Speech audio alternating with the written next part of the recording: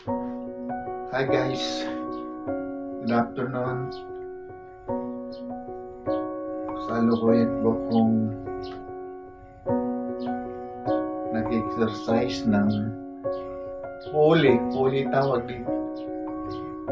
Galing akong rehabilitation center sa City Hall ng Santiago kaninang mga alas 9. Ngayon, dumating na ako sa bahay. Bitin yung kanilang rehab doon, kaya nag-exercise ako sa bahay. Magja-jogging sana ako, kaso makulimlim, walang init. Mukhang uulan, kaya dito lang ako sa bahay.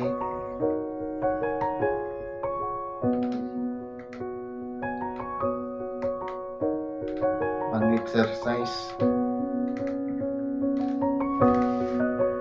Bukas, may awang Panginoon. Baka uminit. Magja-jogging ako sa labas.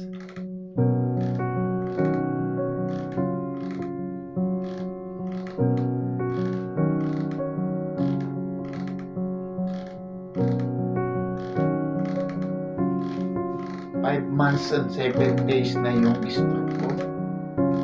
Na-stroke ako noong August 6, 2024.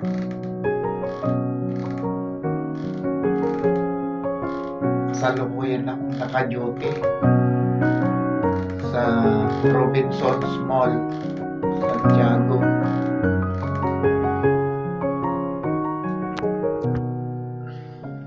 Lumabo yung aking paningin habang nakasalang ako sa computer at umikot yung paningin ko. Akala ko puyat lang yun, kaya itinulog ko saglit, siguro mga 30 minutes akong nakatulog. Pag naramdaman ko yung aking kamay, medyo wala nang lakas. Tapos, umiikot yung paningin ko. Yun, nagpatakbo na ako sa ospital sa malapit sa Robinson.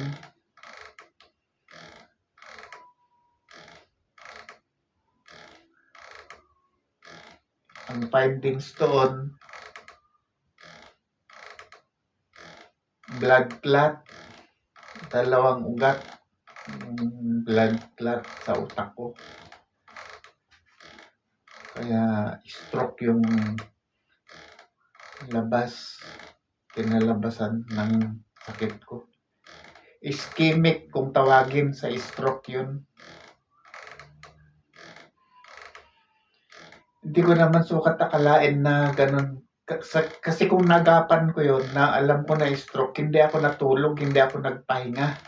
Nagdiretso ako sa hospital. Wala puyat ako noon. Kaya ang akala ko,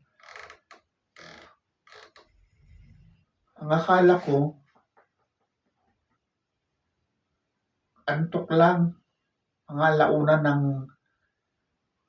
ng madaling araw.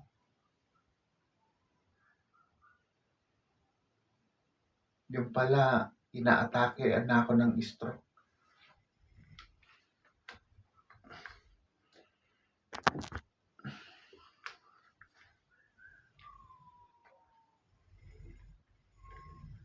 Nung nasa ospital ako, hindi ako makatayo.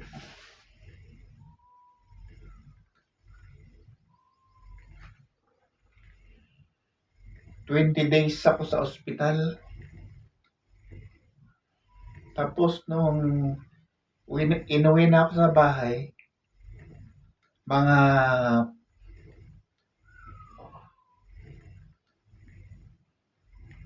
1 week, nakakalakad na ako. Kasi yung mga tao, up and down kasi itong bahay. Ako, pinili kong yung kwarto ko may kama, pinababa ko. Nag-iisa lang ako doon sa baba. So kung magtawag, nahiya ako. Kaya pinipilit kong tumayo para sa pagtitimpla ng gatas ko, pagsi-CR ko. Yun. Nung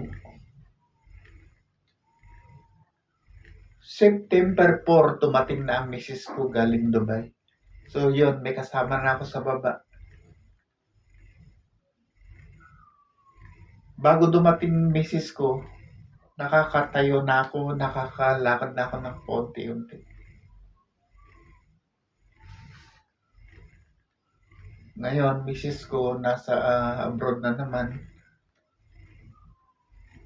Binan ko lang kasama ko rito yung mag-asawang binan ko, tsaka yung isang anak ko.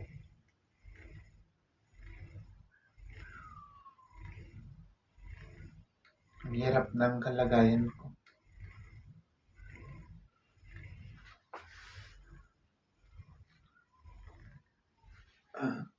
Kaya, laban lang. Yung iba nga, 4 na taon, 2 taon, 3 taon. Ganito pa rin yung kamay nila. Makon pa rin, mahigpit pa rin, may frozen shoulder, ika nga, tawag. Tapos, may 1 taon kasama ko sa rehab. Hindi pa totally siyang nakakalakad.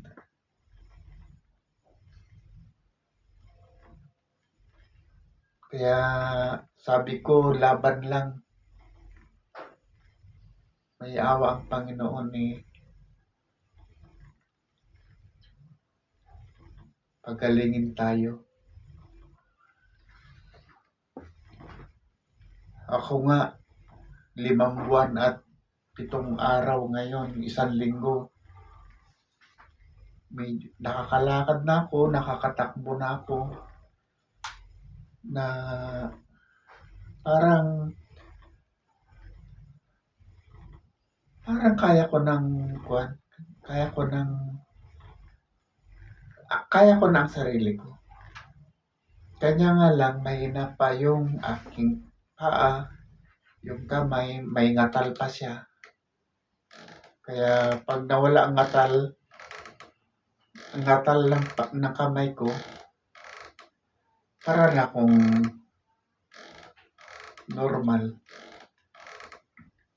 Kasi pag umawak ako ng manubela ng motor, kahit anong hawakan ko, kutsara, nanginginig pa rin yung kamay ko.